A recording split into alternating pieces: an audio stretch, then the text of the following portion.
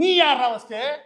ஆனா ஒண்ணுனா இந்த இடத்துல நாம் தமிழ் கட்சி சீமான் அவர்களோட ஒத்து போகிறார். அது என்ன அப்படின்னா தமிழ் சமூகத்தை எப்படி ஏமாத்துறானுங்க அப்படின்னு அவர் ரொம்ப வருஷம் பேசியிருக்காரு. ஆனா கண்கூட நடந்துகிட்டு இருக்குது, கண்கூட நடந்துகிட்டு இருக்குது. கொஞ்சம் கூட வெக்கமே இல்லாம பண்ணிட்டு இப்ப முதலாவது தூய்மை பணியாளர்களுக்கு ஏன் அந்த அச்சம் வந்துச்சுன்ற சொல்லிக்கலாம். ஏன்னா இந்த நிறுவனம் டெல்லி MSWவா இருக்கலாம், சொல்யூஷன்ஸ் பேர் இருக்கலாம். ஆனா இந்த நிறுவனத்துடைய தலைமை ஆபீஸ் இருக்கிறது ஹைதராபாத். இந்த நிறுவனத்தினுடைய ஓனர் யாருன்னு கேட்டீங்கன்னா பீம் ரெட்டி பிரசாத் ரெட்டி. இவர் ஹைதராபாத்தை சேர்ந்த ஒரு தொழிலதிபர். இதற்கடுத்து இன்னொன்று இருக்குது. அது என்ன அப்படின்னா இவங்களுக்கு யாரு இந்த மாதிரி ஹைதராபாத்லயும் விஜயவாடால இருந்து எப்படி இங்க வந்து இந்த மேன்பவர் கன்சல்டன்சிக்கு ஆள் எடுக்கலாம். அதாவது இங்க இருந்தே ஆள் எடுத்து இங்க இருந்து சுத்தம் பண்றதுக்கு இங்க எவனும் கிடைக்கலையா? நான் கேட்கிறேன், மேன்பவர் கன்சல்டன்சி இல்லையா? அது என்ன விஜயவாடா ஹைதராபாத்துக்கு போகுது, இன்னொரு கம்பெனி இருக்கு, அது விஜயவாடா.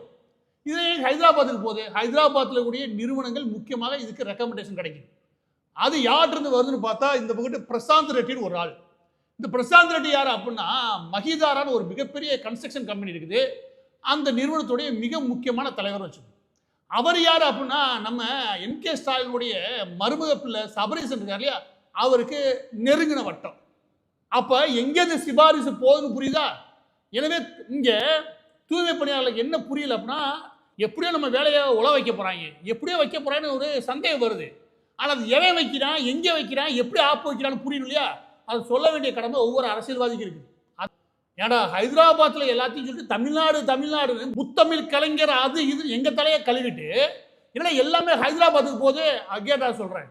இந்த தூய்மை பணியாளர் பிரச்சனை மட்டும் கிடையாது, தமிழகம் முழு நடக்கக்கூடிய எல்லா கான்ட்ராக்ட் மேலையும் இங்க நிர்வாகத்தில் பெரிய அளவில் தலையிடுறது முழுக்க முழுக்க ஹைதராபாத்தை சேர்ந்த பெரும் சில நிறுவனங்கள் மட்டும்தான்.